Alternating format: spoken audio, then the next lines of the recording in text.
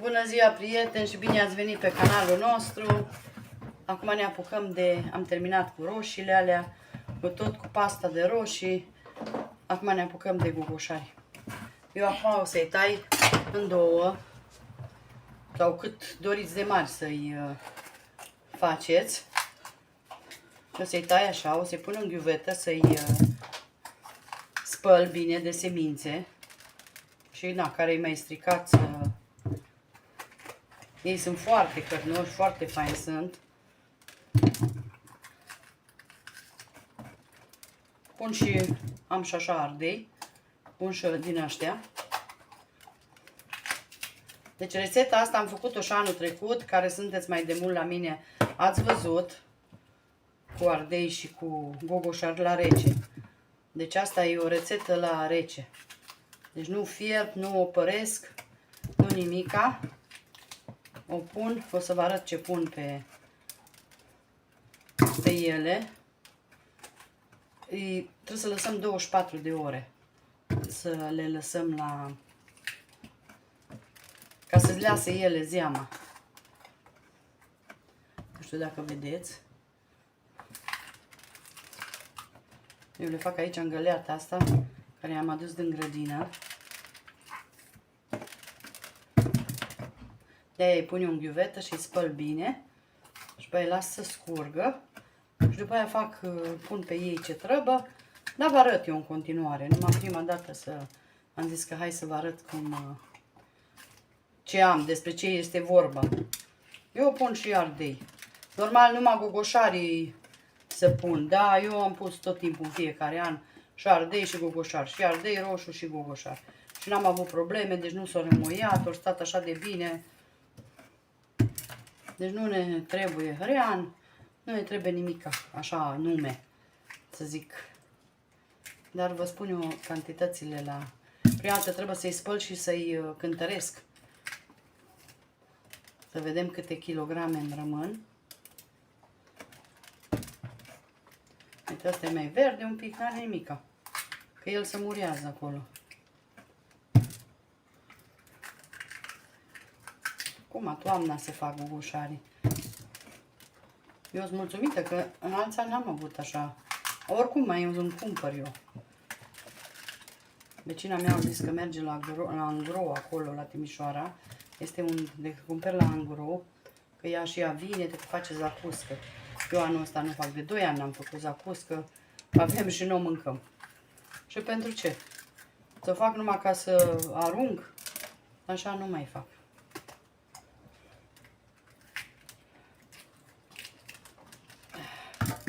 Haideți că eu îi fac și după aia vă arăt. Haideți, prieteni, să vedem acum. Eu aici pun 150 de grame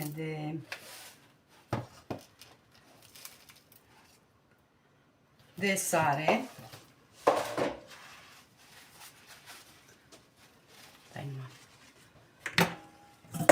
Să pun așa aici. Deci 150 de grame de sare. 300 de mililitri de oțet. Ne trebuie 300 de grame de zahăr.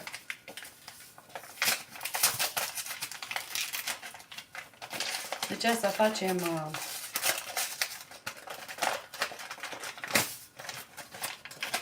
facem compoziția pentru ce punem.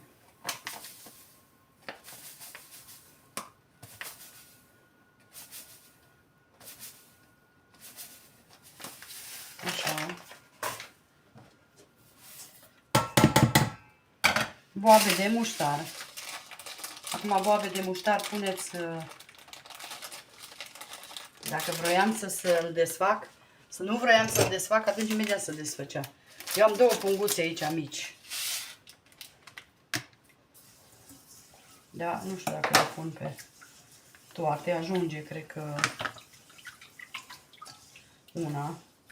Deci a mele are, ce să vă spun, cât...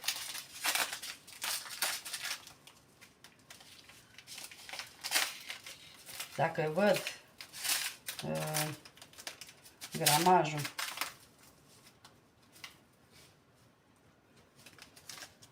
Să aprind și becul ăsta, că nu văd. Am chiorât.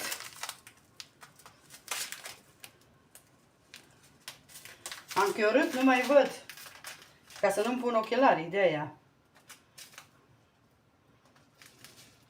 De aia e așa, 50 de grame. Doamne, că nu mai vedeam. 50 de grame de boabe de piper. De muștar. Și piper punem la... Așa, cât doriți. Puneți piper.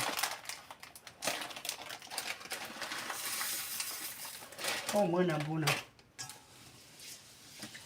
Așa, amestecăm puțin aici. Așa, și foi de dafne. Câte doriți, uite, am dat și pe jos. Aoleu. Aoleu, că am vărsat piper și scandalul e gata. Nu e așa mare că nu mă boabă să duc jos.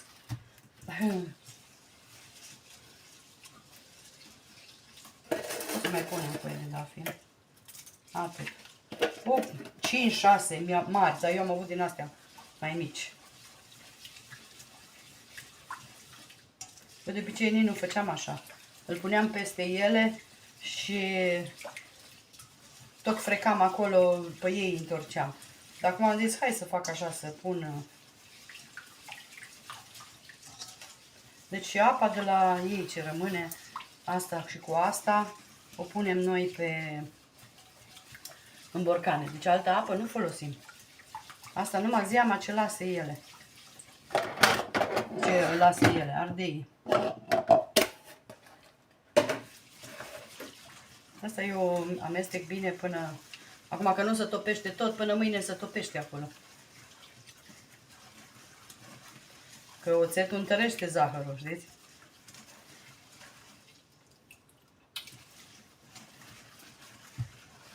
Dulce, de acru. Sare din aia de murături să puneți, din aia pentru murături.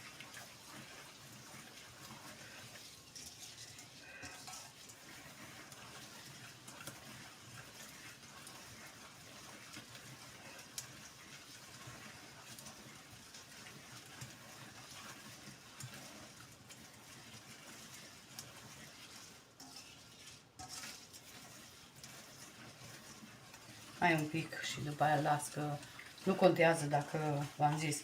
Că eu înainte puneam direct pe ele.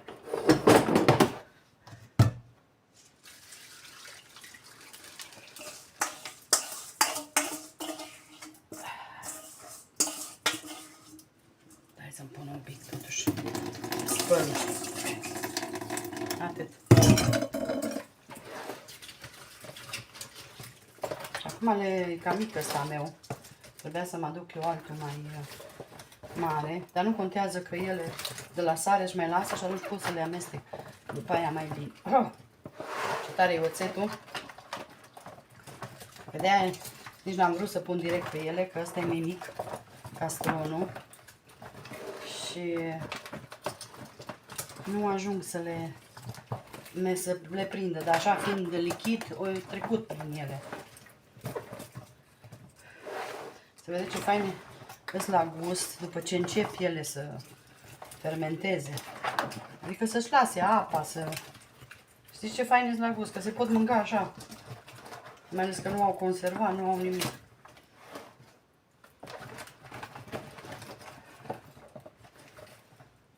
Vedem, o intrat aici până aici la...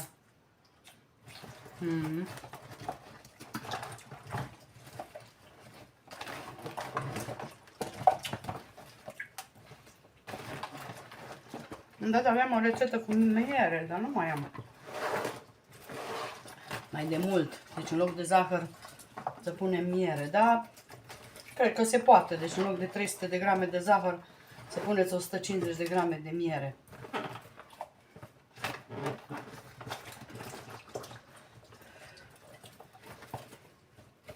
Așa, eu acum mai las. Aici mă ustură mâinile, că dacă ești tăiat și de la oțet și sare. Acum vă las. Și când amestec mai, o să vă arăt eu când ele au scăzut. Acum eu îi acopăr cu ceva ca să nu stea așa și după aia revin. Haideți, prieteni, să vă arăt. Deci asta e după o oră. Să-i vedeți mâine cât de mult scad.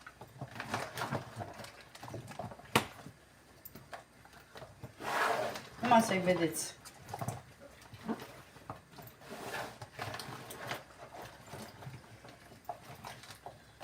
Acum încă stai. Dar mâine, să-i vedeți mâine cât ori scăzut. Eu tot la o oră îi fac așa. Acum că îi face și la 2, nu contează. Și la 2 ore merge. Nu contează. Nu trebuie să stați lângă ei.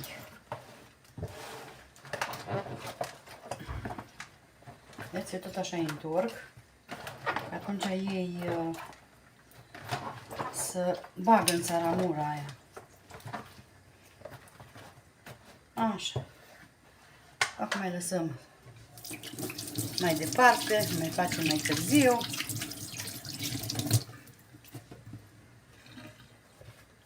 Și o să vă arăt. Ok, revin. Na, haideți, prieteni, să vedem acum, după 24 de ore, cum arată gogoșarii mei. Vedeți ce au scăzut? Și cât de plin și câtă apă au lăsat. Super! Acum începem și îi punem în borcane.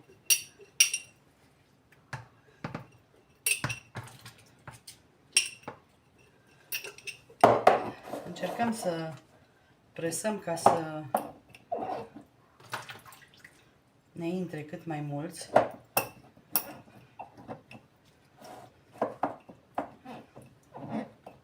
Acum nu îi facem noi, nu îi presăm să-i rupem.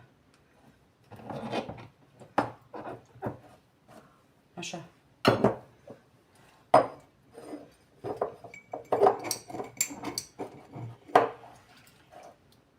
Dar au reieșit crocanți, foarte faini.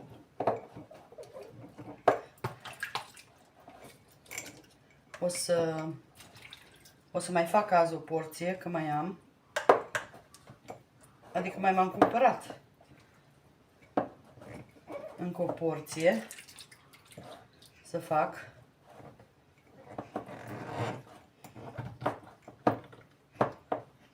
Așa.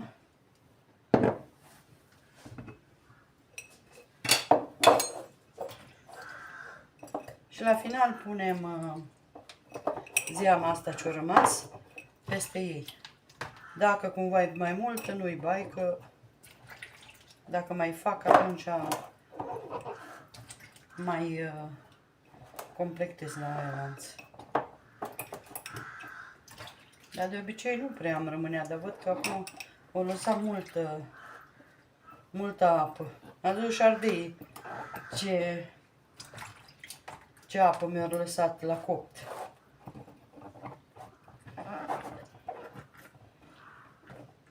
Așa. Uitați ce bine arată.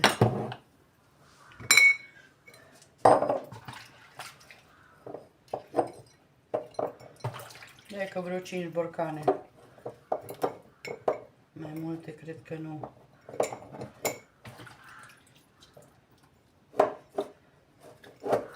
Nu contează câte borcanele au ieșit. Dar astea știu că sigur sunt faini. Mai ales tura asta, hai că ea lanț îți de cumpărat, dar tura asta știu că-s de la mine. Și atunci știu sigur că sunt faine.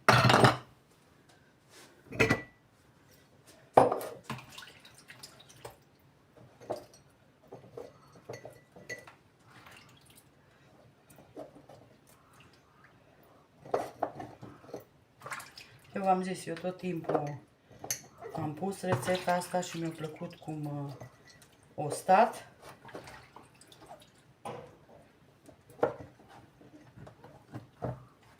Tot timpul am pus-o.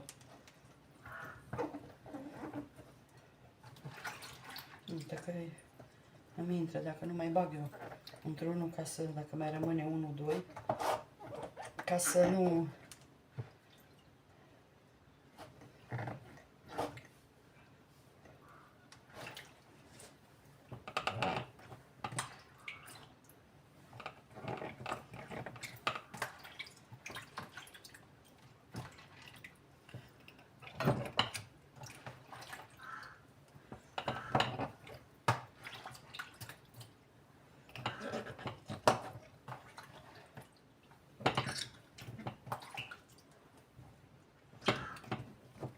Astăzi iar am mult de lucru, dar nu contează.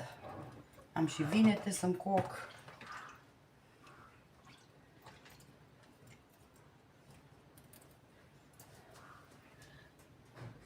Haideți să vă arăt acum cu un polonic. Luăm și umplem de zeamă. Punem zeamă.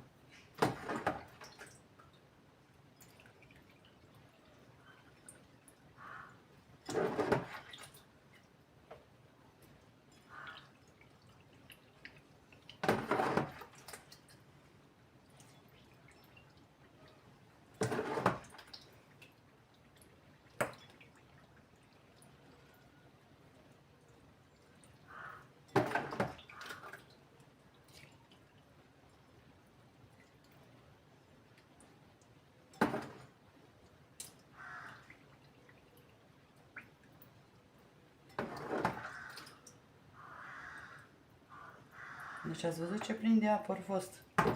Multă zeamă a rămas. Anul trecut mai gata să nu mă ajungă. Și dacă ziceam că îi cumpăram, îi cumpăram așa. Dar acum ăștia au fost de la mine. Deci nu...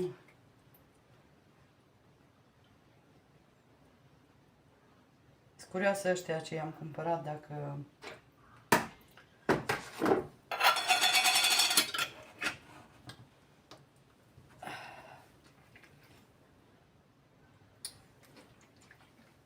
Vreau să văd dacă scade apa, dacă e... Nu, tot atâta. Tot atâta rămâne. Nu mai întoarceți așa ca să...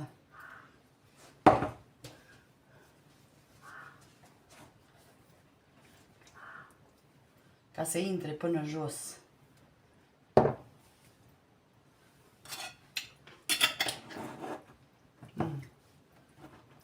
Ce gust bun au. Ca să intre între ei.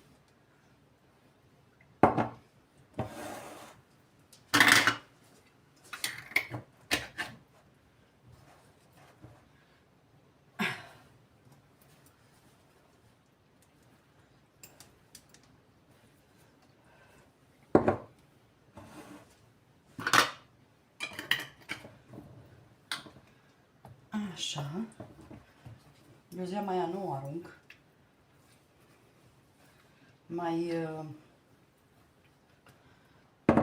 Mai completez la altele. La alelante.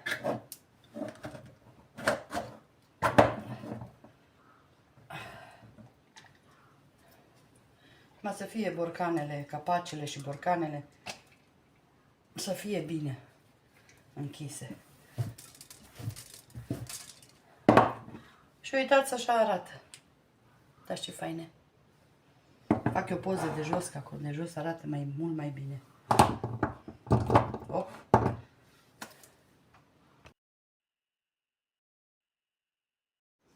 Și uitați, dragile mele, m-am făcut poza și de jos, ca să vedeți cât de bine arată. Uitați ce fain arată. Super, super fain.